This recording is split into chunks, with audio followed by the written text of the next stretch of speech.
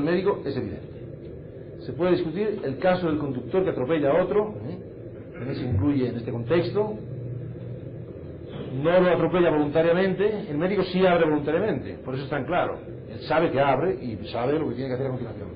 Pero el que atropella a otro por imprudencia no quería atropellar, eso es una diferencia importante. De todos modos, muchos autores consideran que, aun no habiendo querido atropellar, al haber atropellado por imprudencia, eso le obliga especialmente. Eso se puede discutir, ya volveremos sobre eso después. Pero todos los demás casos también.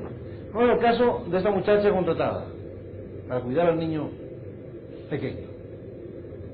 Ella ha contribuido a causar el riesgo en que se encuentra el niño. Usted dirá, bueno, eso no lo ve tan claro. Pues sí, señor. Sí, señor. Ella ha causado positivamente, con actos positivos, no hablo de omisiones. Las omisiones no causan nada. Actos positivos sí. Sí. Porque ella ha dicho a los padres, sí, acepto, tranquilos, no sé qué, váyanse tranquilos, o sea, todo eso lo ha hecho positivamente, ha hecho cosas, ha dicho cosas, ha expresado palabras, ha realizado conductas que han hecho que los padres se vayan y le dejen el niño. Si ella no hubiera dicho, ya se pueden ir tranquilos, yo acepto este encargo, los padres no se habrían ido, o habría buscado otra persona. Si ella hubiera dicho, miren, yo déjeme el niño, pero si encuentro cualquier problema en el contrato, dejaré que se ahogue su hijo. Entonces los padres le han dicho, mira, señora, no nos interesa, vamos a buscar a otro.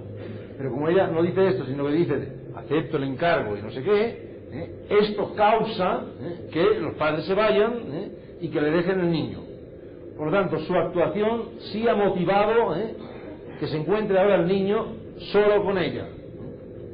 Y por lo tanto ha motivado todos los peligros que puedan producirse en ese momento para el niño, que solo pueda controlarlos ella. Ha dependido de su actuación anterior. ¿Ven? No me hace falta acudir a la idea de contrato, simplemente ella ha asumido voluntariamente esta situación y eso hace que los padres se vayan, no busquen otra persona, dejen al niño solo con ella, etcétera, etcétera. Y así podríamos ir siguiendo todos los casos, ¿no? El caso que les puede parecer tal vez más difícil es el caso del que se encuentra otro accidentado y entonces, no habiendo posibilidad de llamar a una ambulancia ni otra forma de avisar, pues mete al herido en su automóvil y después no lo atiende adecuadamente. Es un caso, puede ocurrir, pero en fin, yo me lo imagino como el caso de un señor que efectivamente ayuda en ese momento, la única posibilidad era meterlo en su automóvil, entonces sigue con el automóvil y ve un bar y dice, necesito un trago. Necesito un trago porque después de lo que ha ocurrido es lógico, ¿no? Necesito un trago, se para ahí, póngame un tequila doble, ¿verdad? Eso es doble, y entonces lo bebe, ¿verdad? Sí, eso es lo que necesito. Póngame otro doble, ¿verdad? Y así, y al cabo se hace una hora que estoy aquí, con tragos, ya se ha olvidado del tragos, y ya se ha olvidado del yo creo que yo tenía alguien en el automóvil creo recordar vagamente que había algo y cuando llega el automóvil ya está muerto el otro, Bueno, este es un caso de posición de garante también, es una posición de garante. No hay contrato, no hay ley, no sé qué, bueno, pero él pasaba por ahí. Usted dirá, ¿y qué es lo que ha hecho este hombre? Porque él pasaba por ahí, no tenía nada que ver con el accidente, no tenía nada que ver con el accidente. Pero a partir del momento que lo mete en su automóvil, entonces sí está influyendo en la situación y está modificando el peligro en que se encuentra la víctima. En parte lo aumenta, porque ya nadie más lo puede socorrer. Una vez que está en su automóvil, ya solo él lo puede socorrer. Es una modificación de la situación importante. porque si no hubiera socorrido, a lo mejor podría haber pasado otro y haberlo socorrido. Pero una vez que está en su automóvil, ya nadie más lo puede socorrer. Por lo tanto, él está creando aquí un nuevo riesgo, y es que nadie más pueda socorrer. Esto es correcto hacerlo, meterlo en un automóvil es correcto, pero le obliga. Pero le obliga. O como el caso del que llega al lugar en donde ha habido un accidente, ya hay varias personas que estaban tratando de ayudar, en fin, pero él dice, no, yo soy médico, apártense todos, fuera, molestan aquí. Y cuando se han ido todos, él también se va. ¿No? Bueno, este está en posición de garante, porque ya no puede decir, no, yo pasaba por aquí y no he hecho nada. Sí, usted sí ha hecho, porque esta persona estaba siendo atendida. Entonces, usted al hacer que marchen los demás, está aumentando el riesgo de que los otros ya no le pueden socorrer. Ahora es usted el que tiene que socorrer. Y siempre tiene que haber algo de este tipo, ¿no? Dígame.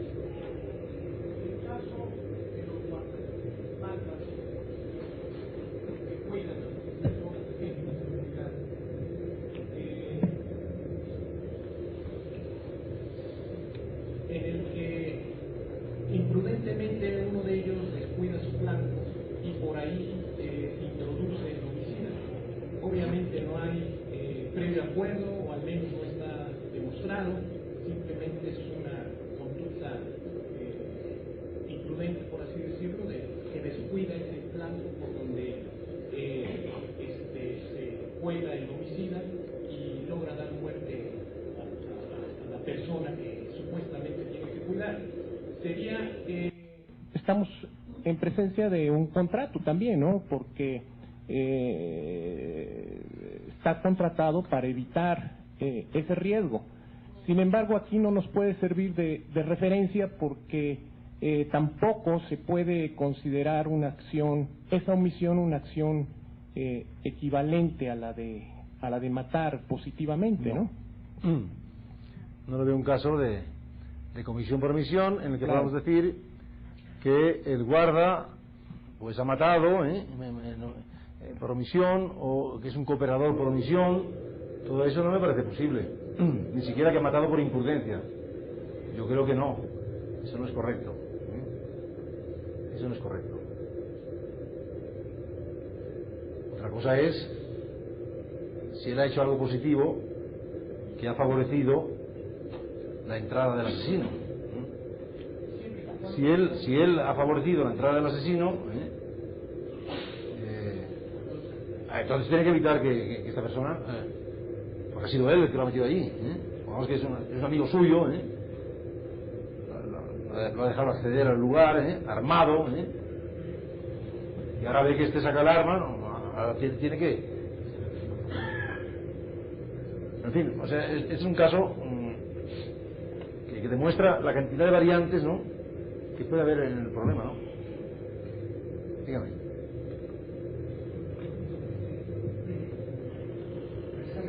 Con esto, yo le preguntaría, ¿el actuar positivo es un presupuesto? O sea, ¿es forzosamente necesario un actuar positivo? Sí.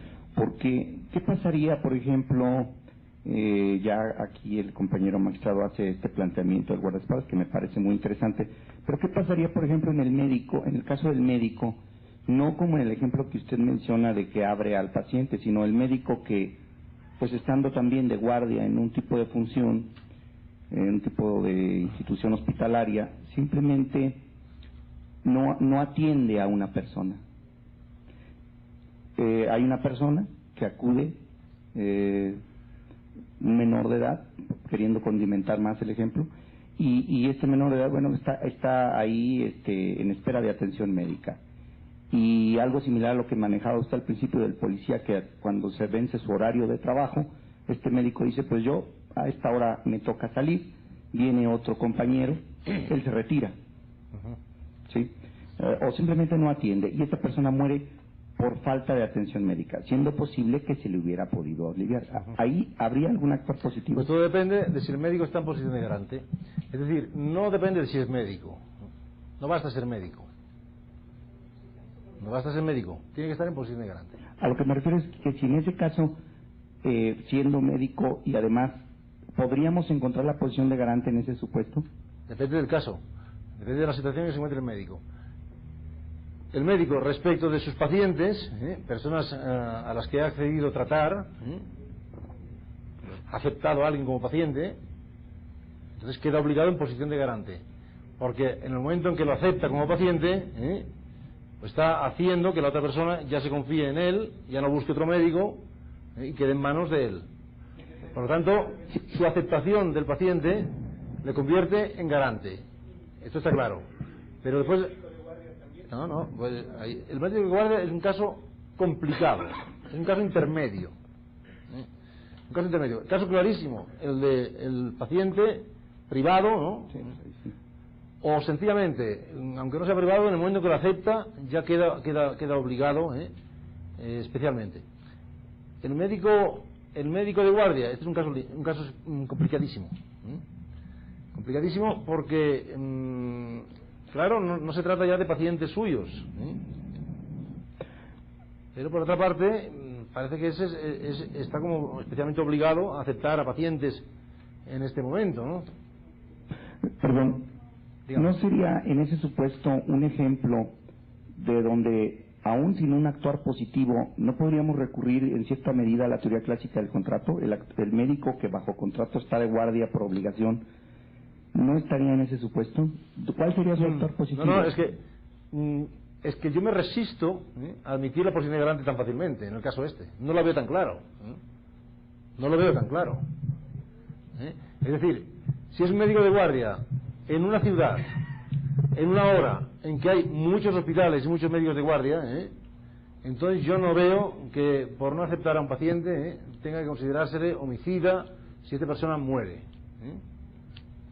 No, porque puede ir a otro sitio.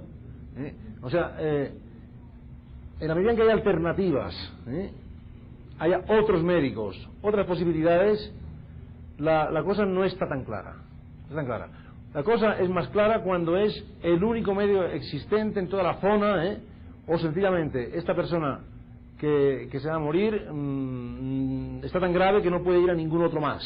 O sea, él es el único médico que puede atender a esta persona y él ha aceptado estar en esta posición de guardia.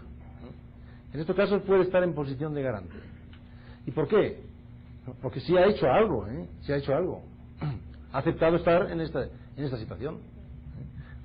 Y al aceptar estar en esta situación, ¿sabe qué hace?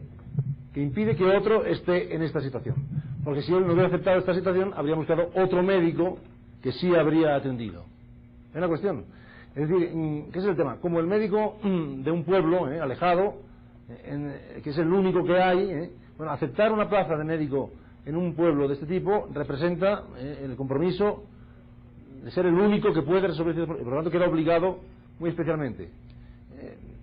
Ese es el tema, ¿no? El tema del médico de guardia ha sido estudiado por mi discípulo querido Silva Sánchez, que es autor de una de las monografías más importantes sobre la omisión,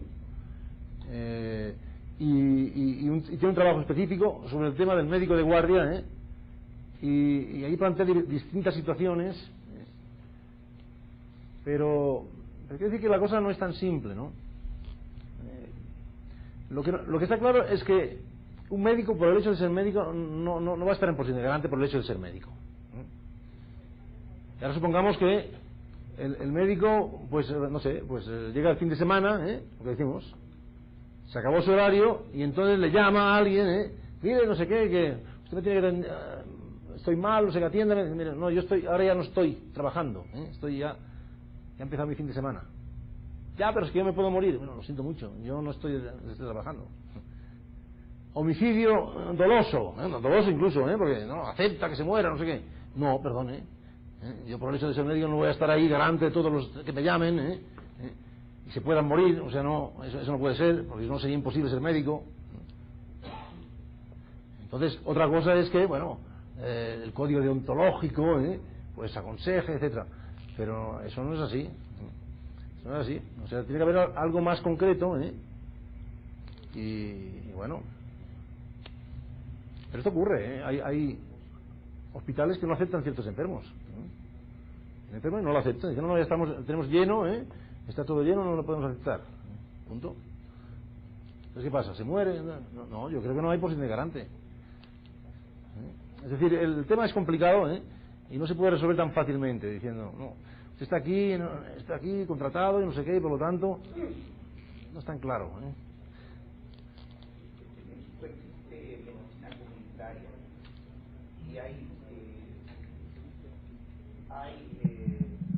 médicos de guardia de instituciones públicas, por ejemplo, el Seguro Social, y hay pacientes que les corresponde por zona ese lugar. Entonces, ahí podríamos descartar el tema de las opciones, porque en principio ese es el lugar que les corresponde. Sí. Siendo una institución pública, además, también descartaríamos el tema del médico privado que lo acepta. Yo aquí el comentario lo hago en cuanto a esta posible exigencia en todos los casos del actuar positivo, o si podríamos encontrar ese actuar positivo retrotrayéndonos al momento de la aceptación del cargo. Claro, pues eso es lo que digo. Ahora, el contrato aquí concurriría de alguna manera, o sea, como un medio del actuar positivo. Sí. Pero no como la fuente principal, de acuerdo a la teoría formal, ¿no? Sino como el momento de surgimiento del actuar positivo. Sí, pero yo no digo que el contrato no sea una forma de crear una posición de garante. Lo puede crear, porque contratar es hacer algo positivo. Yo he contratado, he aceptado, es una actuación positiva como otra. Entonces el contrato puede ser, por supuesto que puede ser una fuente de posición de garante. Y en el caso de los pacientes del médico, evidentemente, si él acepta un paciente, hay una relación contractual con el paciente. Puede ser una relación contractual con el hospital. En fin, hay distintas situaciones, ¿no? Pero yo creo que la idea básica es esa. Si algo le obliga es haber aceptado una plaza en un momento en que sabe que no sé qué, todo esto. Porque, sencillamente, si no lo hace él, si él no acepta, habrían buscado a otro. Esa es la cuestión. Esa es la cuestión. Pero bueno, un tema complicado, De todas formas, yo decía, es necesario para estar en posición de garante haber hecho algo antes que haya contribuido a crear esta situación en la que nos encontramos de riesgo. Entonces diré,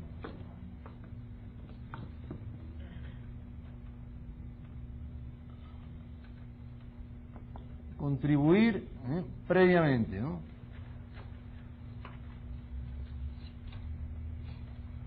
A la situación de riesgo.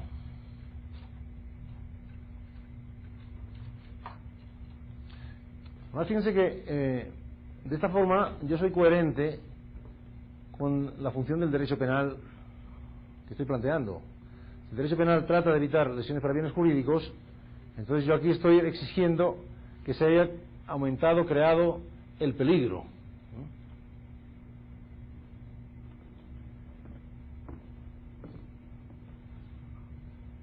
Pero además hace falta otra cosa. Hace falta que esa creación, aumento de peligro, sea imputable al sujeto. Imputable.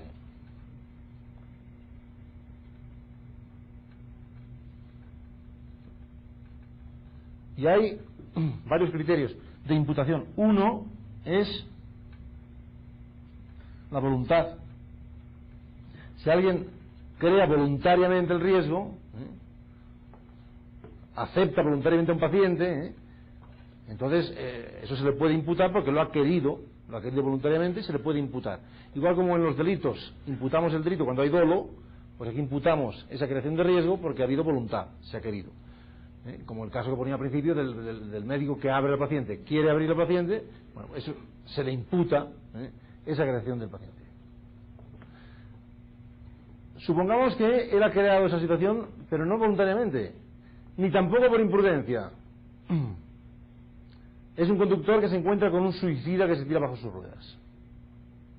Aquí podría defender este conductor que él no está en posición de garante, porque aunque haya atropellado al suicida, ni lo ha buscado ni es fruto de su imprudencia, sino que es imputable al suicida.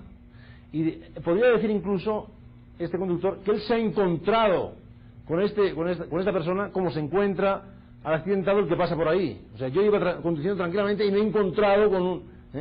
Es decir, no se le puede imputar a él el haber creado esa situación. Entonces, cuando se crea voluntariamente, creo que está clarísimo que se le puede imputar, porque el que es consciente de lo que está creando, es consciente de que después tendrá que controlarlo. Y después no puede quejarse y decir, no, pero yo, no, usted sabía perfectamente en qué se metía, ahora usted tiene que controlarlo. La voluntad es un criterio. Otro criterio que muchos autores admiten es la imprudencia.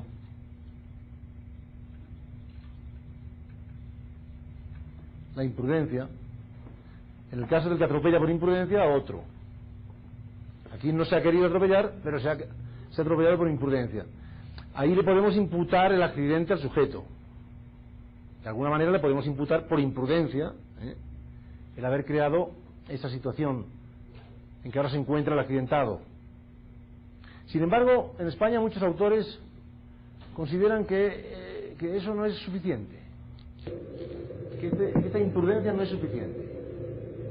Miren, nosotros tenemos, y a lo mejor ocurre lo mismo en México, en el tipo de omisión de socorro, tenemos una modalidad agravada que se da cuando el que no socorre es el causante del accidente. La ley aquí aumenta la pena. Y entonces muchos autores en España dicen, esto quiere decir que el legislador ya ha resuelto el problema del que ha atropellado a otro por imprudencia y no lo socorre con esta pena agravada, que haría innecesaria ya la pena de la comisión por omisión. Bueno, vamos a detenernos un momento en este caso. Alguien atropella a otro y le causa lesiones. Se da cuenta de que si no socorre a esta persona puede morir. Sin embargo dice, yo no quiero problemas, estoy ahora asustado con esta situación, me voy, no socorro, huyo, consciente de que puede morir esta persona. Si admitimos en posición de garante esa muerte que después se produce del accidentado, la podemos imputar a título de dolo, porque fíjense que cuando omite, cuando no socorre, es consciente de que puede morir esa persona y se va sabiendo que eso puede determinar la muerte de esa persona. Homicidio doloso, fíjense, pero no por atropellar. El atropello no era doloso, pero lo que sí es doloso es la omisión, la conciencia de que esta persona puede morir, que sea en dolo eventual.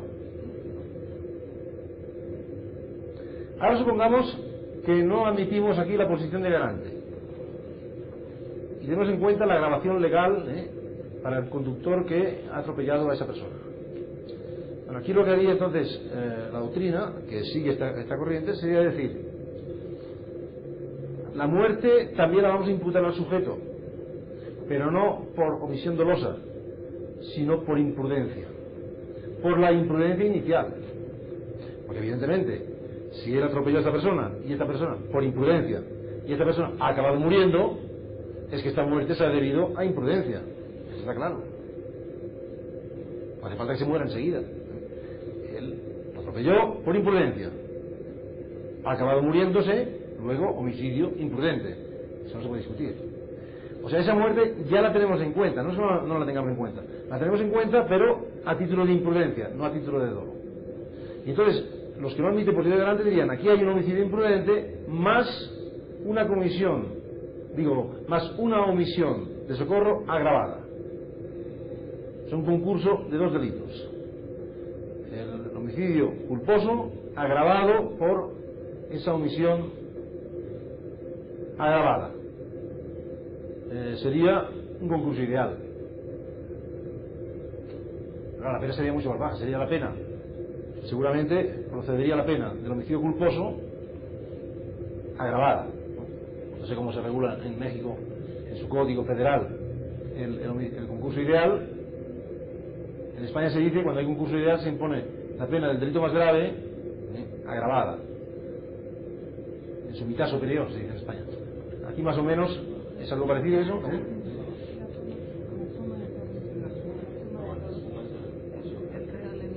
La suma de los dos... la suma de las dos penas... En España admitimos la suma de las dos penas en el concurso ideal si es más baja que la pena del delito más grave agravada. Esto puede ocurrir. Si uno de los delitos tiene pena de multa y el otro tiene una pena de prisión, sumar la pena de multa es menos grave que agravar la pena de prisión.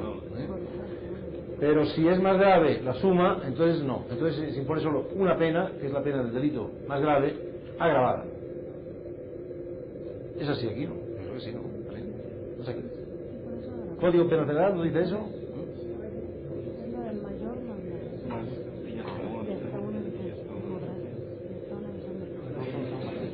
Pero la regla es igual.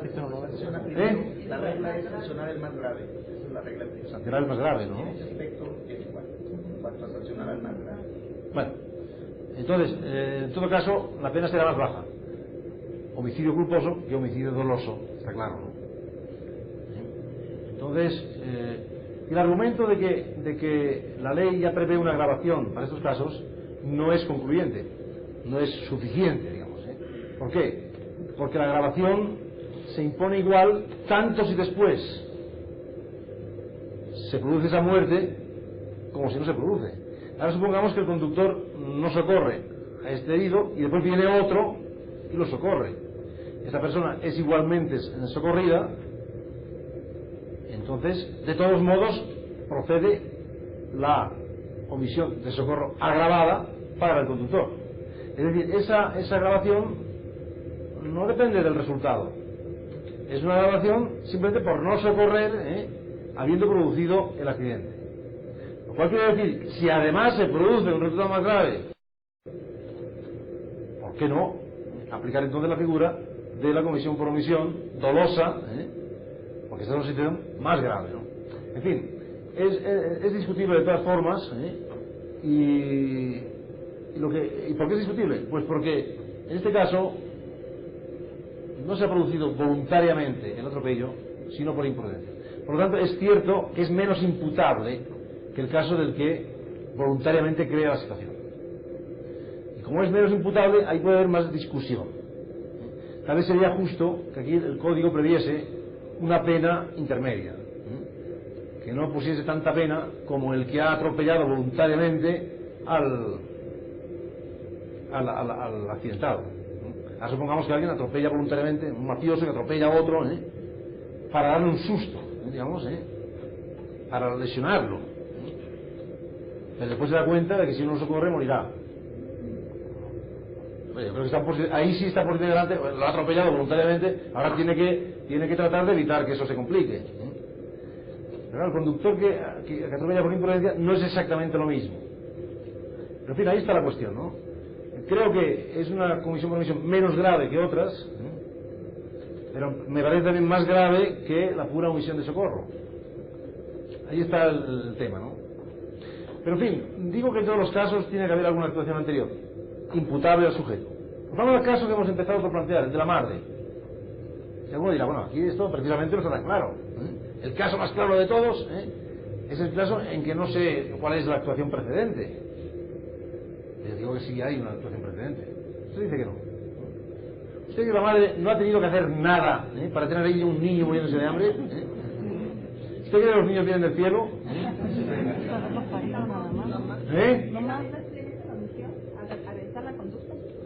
No, pero yo le pregunto, ¿usted cree que la madre no ha hecho nada para que ahora tenga un niño allí con hambre? No, le ha caído un niño, y ahora lo tiene que cuidar. No. Los niños no vienen de París. Algo tuvo que hacer esta señora. Lo siento mucho. No quiero poner en duda su honestidad.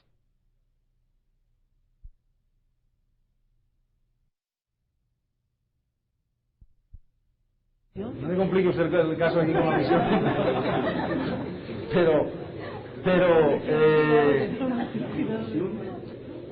Sí, efectivamente, ahora hay este caso. Claro, ese caso puede ser, si hizo algo, pero no lo hizo voluntariamente porque ella no quería tener el niño, es más, no quería, por imprudencia, puede ocurrir. Pero el caso más extremo es el caso de la violación, efectivamente. Ahí podría alegar, la madre puede decir, no, yo no, simplemente fui objeto de una violación, o sea, yo no consentí en nada, y por lo tanto, me encuentro con este niño, que me lo han metido, sin sin que yo haya hecho nada, no. Eso sí es un caso real, puede ser, ¿no? Bueno, justamente para este caso muchos códigos prevén la posibilidad de abortar lícitamente, no sé qué se dice en México. Claro, entonces ahí se puede decir, usted entonces tendría que abortar porque es menos grave abortar que no llegar a tener al niño, es menos grave, por lo tanto usted debería haber actuado ya antes. Si usted no decide abortar y al final dice, no, ahora no lo quiero, no, ahora ya es tarde. Ahora ya es tarde. Primera cuestión. Ahora supongamos que un código no acepta que se pueda abortar por violación. Más complicado. Ya. Pero todavía cabe otra vía. Y es que la madre podría entregar a este niño a otra persona, a una institución, darle la adopción, etc. Cuando ella no hace nada de todo esto, sino que se lo queda, esto la obliga. Si te lo quedas, entonces tienes que alimentarlo. No, es que no lo entrego precisamente para que se muera. Es decir, creo que en este caso también encontramos que la madre tiene que ver con el niño. La madre no pasaba por ahí y se encontró con un niño. No. O sea, fíjense que a mí me gusta decir eso, que para que haya posición de garante, el sujeto no ha de poder decir, yo pasaba por ahí y no tengo nada que ver. Eso, si el sujeto puede decir, no, yo pasaba por ahí, es que no está en posición de garante. Eso está claro.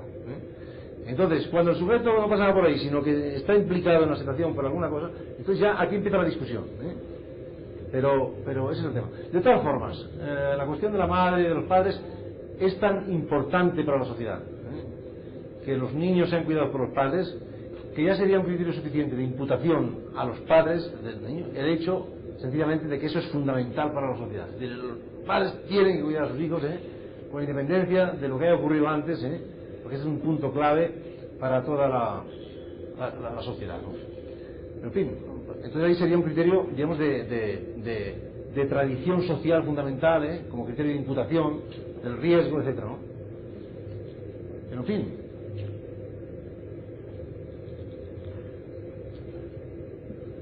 tal vez lo que estamos diciendo sea suficiente, y en definitiva, su código dice la ley, dice el contrato, el actual precedente, no se preocupen, el nuestro también incurre en el mismo error, y además el nuestro es del 95, no sé de cuándo es el suyo, ustedes.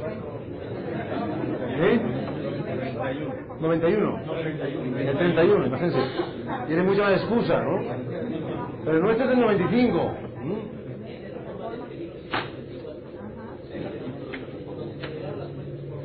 Fue en el 94. Bueno, pues nosotros en el 95. Pero fíjense una cosa. En España, el artículo que prevé la Comisión Provisión, primero se formuló de una manera mucho más prudente.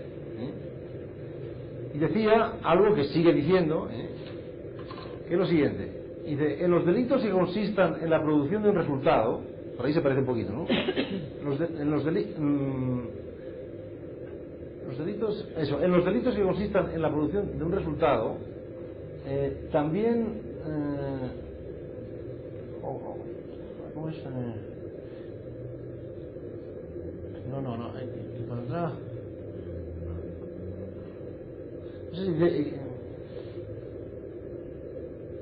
El resultado se podrá imputar, no sé exactamente cómo lo voy a decir, el resultado se podrá imputar también a quien no lo impide, cuando la omisión equivalga a la acción. O dicho de otra forma, me parece incluso precisa más, cuando el no evitarlo equivalga a causarlo activamente. Es decir, en los delitos consistentes en la producción del resultado, el resultado también se podrá imputar cuando el no evitarlo equivalga a causarlo activamente.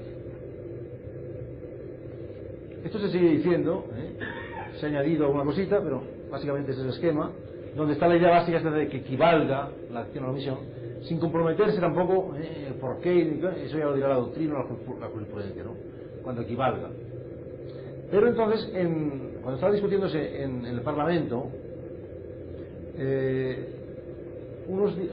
grupo parlamentario vasco, no tiene nada que ver con ETA, pero son los parlamentarios legales los que están en el Parlamento, grupo parlamentario hizo una enmienda que es la causante del problema. Con buena intención, supongo, quisieron concretarlo más. Les pareció que esto era un poco demasiado abstracto, eso de que equivalga y tal. Y entonces pusieron, y se aceptó su enmienda, ahí en el momento, cuando no había ningún penalista allí como para opinar, de última hora, ¿sabes? Estas enmiendas que vienen al final. Después de decir lo que decíamos, dice, a tal efecto, se entenderá que la omisión equivale a la acción, ya sin más posibilidades, en los casos siguientes. Y entonces dice, cuando exista un deber legal o contractual de evitar el resultado. Y después dice, y dos, también cuando haya habido una actuación precedente, en fin. Entonces esto nos ha complicado completamente el problema, ¿no?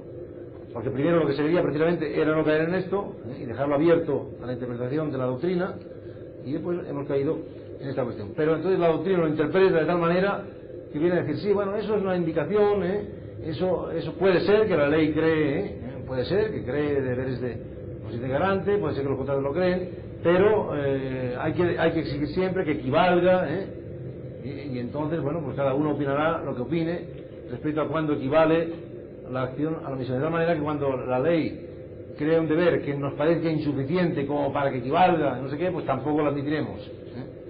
Y de hecho nadie ha atribuido robos a los policías por no impedirlos, o homicidios a los policías por no impedirlos, etcétera, etcétera, ¿no? Esa es la cosa, ¿no? En fin, creo que en el Código Penal del Distrito Federal, que es nuevo, ¿no? Es relativamente reciente, ahí sí se alude ya más a determinadas funciones de protección y de control de las fuentes de peligro.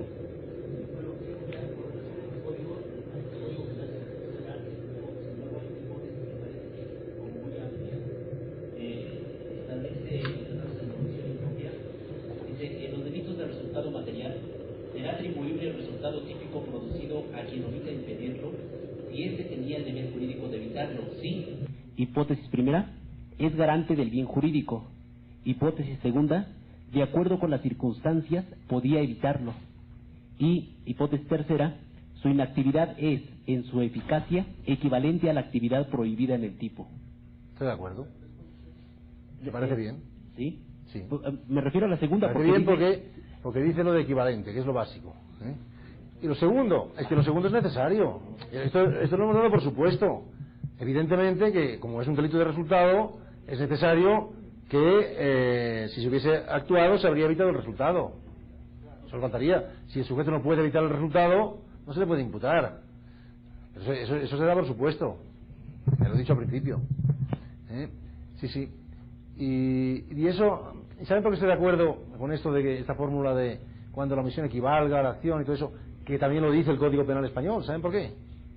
Porque toda esa parte que decía el Código Penal Español, hasta que llegó al Parlamento, esta parte pues venía de una fórmula que yo redacté. Y después de esto ya no hace falta que siga hablando. He quedado desautorizado completamente. Simplemente no decirle, bueno, pues hasta mañana, ¿no? Porque ya hemos llegado al final de... Mañana seguimos.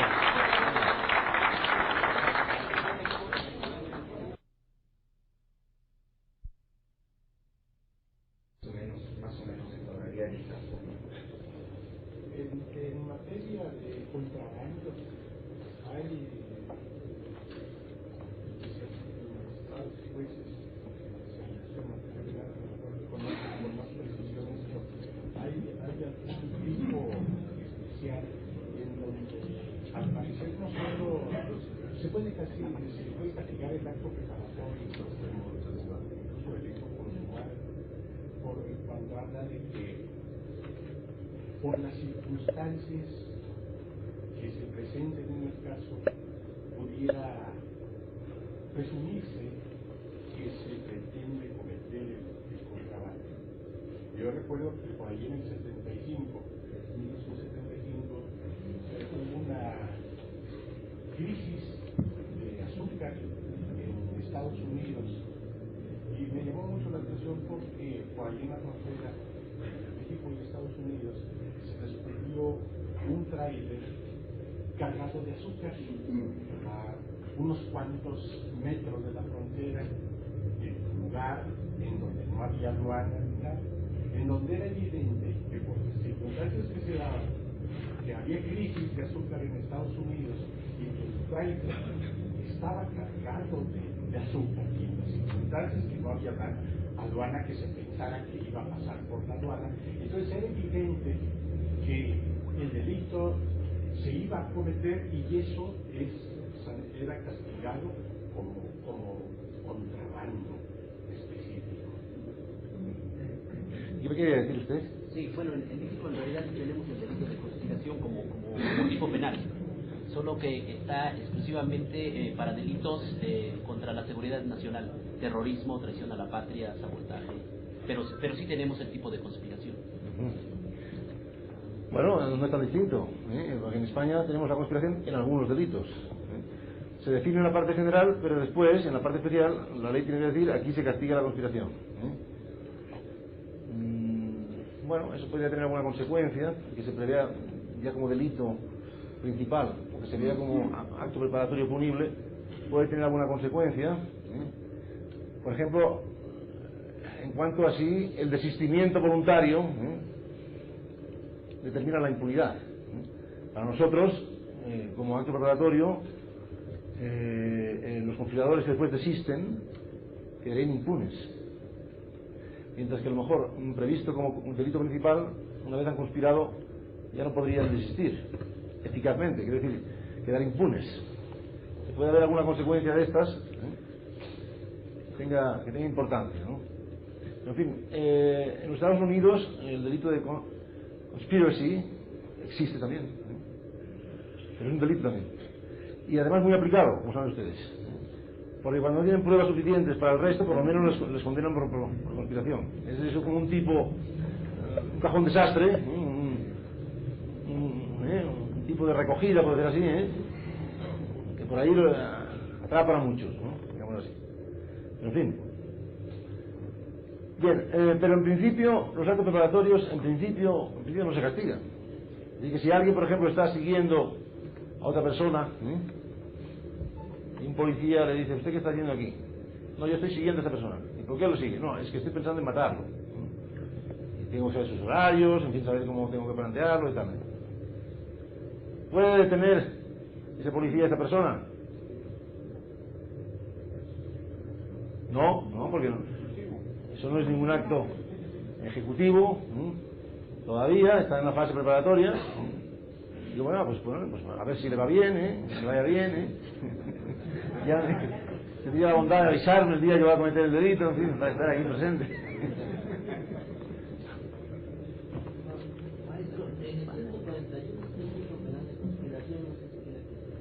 Sí, bueno, más o menos, ¿qué dice?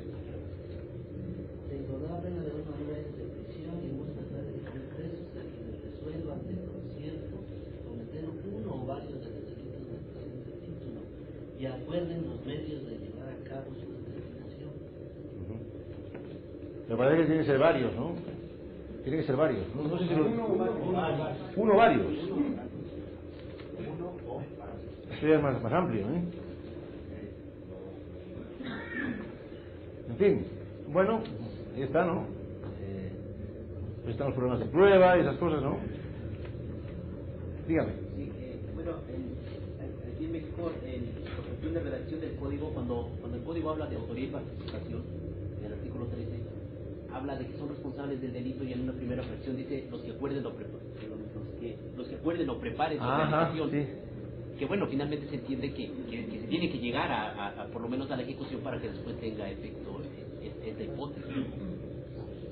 Se supone que se ha llegado a cometer el delito, y entonces estas son personas que prepararon ese delito que luego se cometió. O que lo acordaron. Parece lógico porque dice, responden del delito. Por lo tanto tiene que haber un delito del cual responder, ¿no? Eso es verdad. O sea que no basta con haberlo preparado si después no hay delito. Esa interpretación parece justa, además sería totalmente inadmisible que se castigara igual la mera preparación que la plena consumación. O sea que todo abona a que hay que interpretar esto en el sentido restrictivo que estamos indicando, ¿no? Supongo que será la interpretación que se da aquí, ¿no? Pues muy bien, entonces, como los actos preparatorios en principio son impunes, pues será muy importante decidir cuándo acaba ya esa fase preparatoria y ya empieza la ejecución del delito. Ahí hay una frontera que se traspasa en el momento en que empezamos a ejecutar el delito. Y en el momento en que empezamos a ejecutar el delito, estamos ya empezando la tentativa.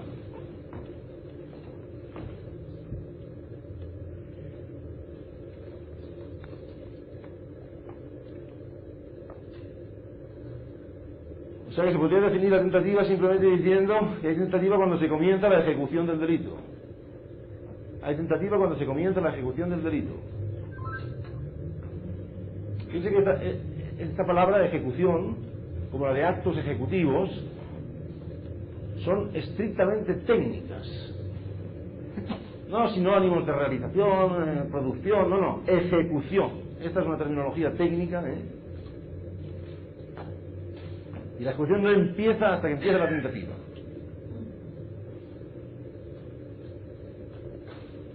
Por eso, la primera cuestión que tendríamos que saber es cuándo empieza la tentativa. Esa es la primera cuestión importante en la práctica que tenemos que resolver.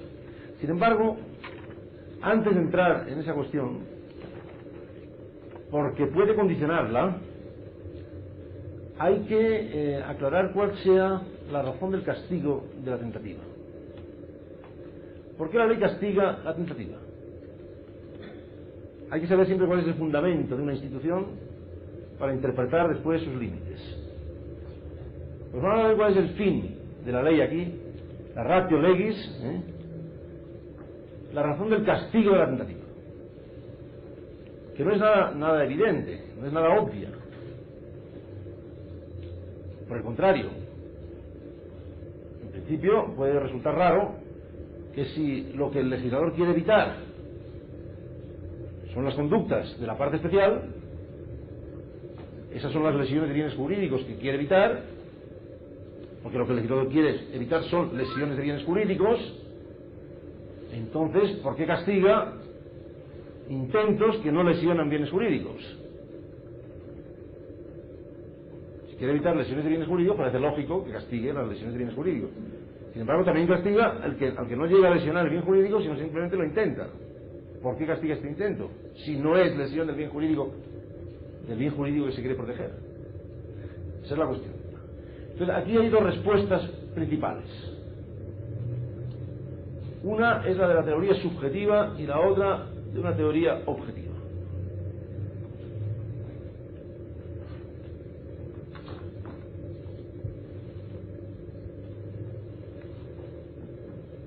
Teoría subjetiva. Bueno, el sujeto aquí no ha lesionado el bien jurídico, pero sí quería lesionarlo. Su voluntad era la misma que si hubiera conseguido lesionar el delito. Que dispara y falla, pero disparó queriendo matar, falló, la víctima logró huir. Tenía la misma voluntad que si hubiera logrado consumar el delito. Desplegó la misma voluntad que el que consigue matar a la víctima. Bueno, eso parece que puede ser verdad. Hasta cierto punto. Es verdad en la tentativa acabada. Porque ya saben ustedes que hay dos formas de tentativa. La tentativa acabada y la tentativa inacabada. La tentativa acabada será en el ejemplo que he puesto. El sujeto dispara y falla. Es decir, el sujeto ha realizado ya un acto de ejecución completo que podría haber producido ya la consumación. El sujeto ha llegado a realizar todo lo que podría haber producido la consumación. Ha disparado, ha llegado a disparar. Incluso puede ser que haya descargado todo el cargador, y no ha conseguido matar a la víctima. Esta es una tentativa acabada. Ha hecho todo, pero no ha conseguido el resultado que se intentaba. En la tentativa inacabada, el sujeto ha realizado una parte de ejecución, ha empezado la ejecución, pero no ha concluido la ejecución. Por ejemplo, llegó a sacar la pistola, pero en aquel momento apareció la policía y le dijo, tire esa arma, etc. Y no llegó a disparar. Empezó la ejecución, pero no la concluyó. Esta es la tentativa inacabada. Bueno, vamos a ver. Decíamos que la teoría subjetiva afirma que la voluntad del sujeto es la misma en la tentativa que en el delito consumado. Yo digo, sí es la misma en la tentativa acabada. Ahí sí. El sujeto ha querido todo lo que tenía que querer para producir el delito, que es disparar, para matar. Y eso lo ha hecho. La cosa no es tan clara en la tentativa inacabada. Porque en la tentativa inacabada el sujeto ha querido sacar la pistola, por ejemplo, pero no ha podido llegar a disparar. Sí es cierto que tenía la intención de disparar, pero todavía no ha demostrado haber sido capaz de hacerlo. Es decir, esa intención que él tenía, ese deseo, se queda en su mente, pero todavía no se ha traducido en dar órdenes a su cuerpo para que se haga. Fíjense que una cosa es la voluntad como deseo, que uno tiene. Ese deseo lo puede tener el sujeto ya un mes antes, que quiere matar a esa persona, un mes antes ya. Y otra cosa es dar la orden a la mano para que dispare, y son dos cosas distintas. La voluntad que nos interesa en derecho penal no es el deseo que se queda en la mente, es la orden que mueve el cuerpo. La orden del cerebro que dice adelante y dispara. Esa es la voluntad manifestada, es la que pone en marcha el cuerpo. Bueno, entonces en la tentativa inacabada no se ha puesto en marcha todo todavía. Quedaba una parte por querer. Hacía falta querer disparar. Todavía no se ha demostrado que el sujeto haya dado la orden de disparar.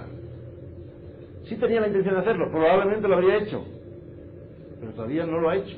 Y por lo tanto no sabemos si habría sido capaz de disparar. Igual llega un momento que va a disparar y no se atreve. Es decir, no podemos todavía decir ha querido todo lo que tiene que querer. Eso ya sería una crítica a la teoría subjetiva. Aunque se podría defender esa teoría diciendo, bueno, por eso podemos castigar menos en este caso. Podemos castigar en la tentativa menos porque todavía no se ha concluido completamente todo, pero sí hay una parte. De todos modos, esta teoría subjetiva es la opinión dominante en Alemania, sobre todo desde que Welsel la digamos impuso, iba a decir yo, sin embargo, a mí esta teoría no me gusta. ¿Por qué no me gusta? Porque no se adecua a lo que creo que es la función del derecho penal en un Estado social y democrático de derecho. El derecho penal podría tener una función de retribución e incluso pues de protección de la moral, pero ese no es el cometido del derecho penal en un Estado social y democrático de derecho. Yo decía que en un Estado social y democrático de derecho la función del derecho penal es evitar lesiones de bienes jurídicos, es proteger a la sociedad, no estar ahí valorando moralmente los actos de los ciudadanos. Por lo tanto, la cuestión subjetiva es secundaria para un derecho penal que lo que quiere es evitar actos externos, daños que se causen a otras personas. El derecho penal no tiene que meterse en los pensamientos, digamos. Es cierto que no basta el acto externo si no ha sido querido por el sujeto, etc. Pero eso más bien es un límite. En el sentido de decir, no solo los actos externos, no bastan los actos externos, sino que actos externos queridos. Es un límite. Pero lo que no podemos es decir, basta que haber querido para que podamos castigar. No, la sola voluntad no basta. La sola voluntad no basta. Porque yo estoy aquí protegiendo bienes jurídicos. No estoy reprochando pensamientos, valorando intenciones, etcétera, etcétera. Por eso la idea clave, que siempre voy repitiendo a lo largo de este cursillo, es poner en peligro. Poner en peligro bienes jurídicos. Esa es un poco la clave del delito, ¿no? Bueno, y entonces, ¿qué queda entonces? Queda un punto de vista más objetivo, una teoría objetiva.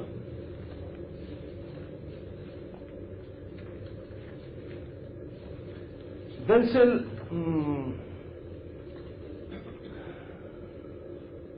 argumentó contra la teoría objetiva que objetivamente toda tentativa que ha quedado en tentativa, que no ha logrado consumar el delito, es que objetivamente estaba mal planteada.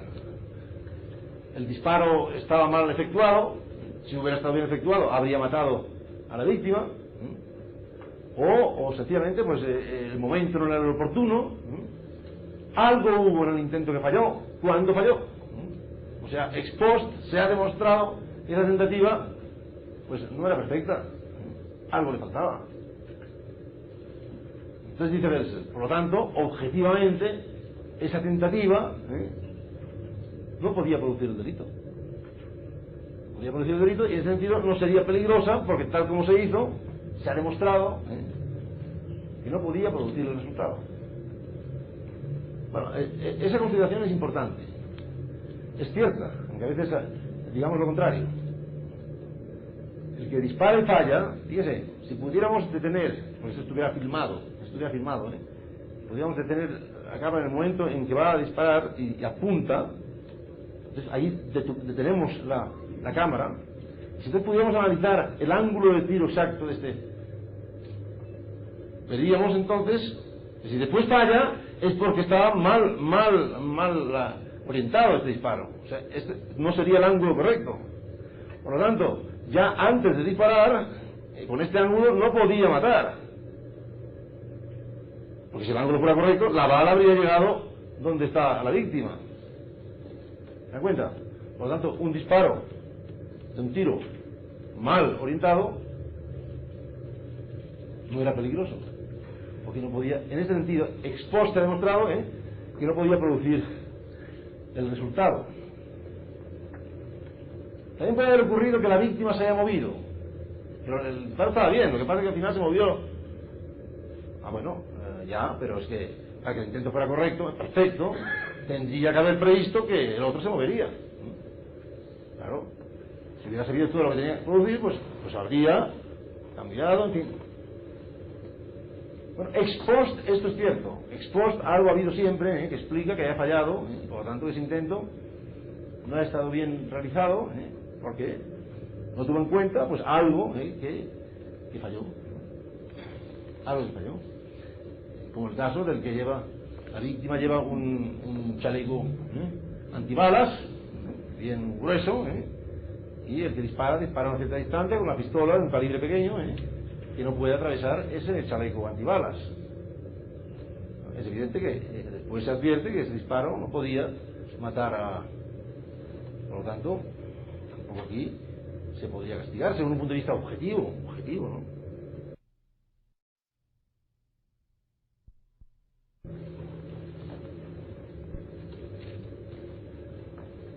He repetido esto muchas veces porque es mi manía también, lo del punto de vista ex ante, la perspectiva ex ante. Ex post se ve que toda tentativa que no consuma el delito ha fallado, pero ex ante, en el momento en que el sujeto va a actuar, en ese momento sí parece posible que produzca el resultado.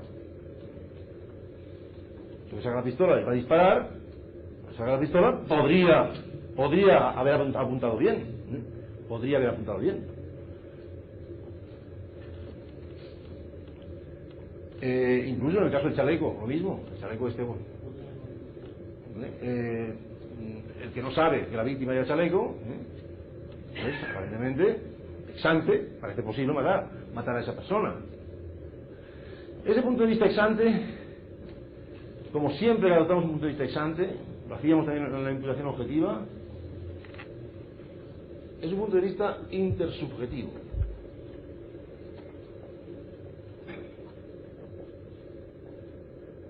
Quiere decir, preguntamos lo que cualquier persona pensaría puesto en el lugar del autor. Aquí pondremos pues persona media, digamos. Cualquier persona media pensaría, viendo que alguien saca una pistola, ¿le parecería peligroso o no le parecería peligroso? Sí, hay peligro ahí, hay peligro. Después falla el disparo. Bueno, pero ex ante, cualquiera diría, viendo y sabiendo lo que sabe el autor, sabiendo cómo sabe el autor, que está cargada, pistola, por ejemplo, pues sí, parece peligroso, ¿no? Ex ante. También les dije en más de una ocasión que el juicio de peligro siempre es ex ante, en realidad. Hablar de un peligro ex post es absurdo. Hablamos de peligro cuando no sabemos todavía cuál será el desenlace. Hablamos de peligro cuando sabemos algo, pero no sabemos todo.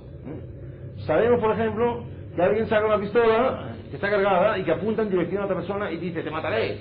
Sabemos esto, pero no sabemos si le dará o no le dará. Bueno, pues en esta situación, sabiendo lo que sabemos, sin saber cómo acabará, decimos, hay peligro. Hacemos un pronóstico en el cual es muy posible que se produzca el resultado. O sea, el juicio de peligro es un juicio de pronóstico, siempre repito lo mismo, es un juicio de pronóstico que se hace ex ante. Bueno, todavía no sabemos. Porque cuando ya sabemos, ya no hay peligro, hay seguridad. Cuando sabemos que ha ocurrido, cuando ya ha ocurrido lo que ha ocurrido, ya no hay probabilidad, peligrosidad, no, hay seguridad. Ya sabemos lo que ha ocurrido. Entonces, la idea de peligro la tenemos que manejar ex ante siempre. Y entonces yo creo que así planteada la cuestión, ofrece un fundamento perfectamente válido para la tentativa. Igual como ofrece un fundamento para la imputación objetiva, que decimos que hace falta crear un riesgo ex ante, no sé qué, pues aquí lo mismo, es lo mismo exactamente, siempre lo mismo. El mismo fundamento del delito consumado está también en el delito intentado. También en el delito consumado requerimos una acción peligrosa ex ante. La diferencia es aquí, este peligro ex ante no se realiza en el resultado, se queda en pura conducta peligrosa. Pero esto ya es suficiente para castigar por tentativa. Entonces diríamos que aquí lo que hay es peligro. Peligro ex ante, intersubjetivo, persona media, etcétera, etcétera.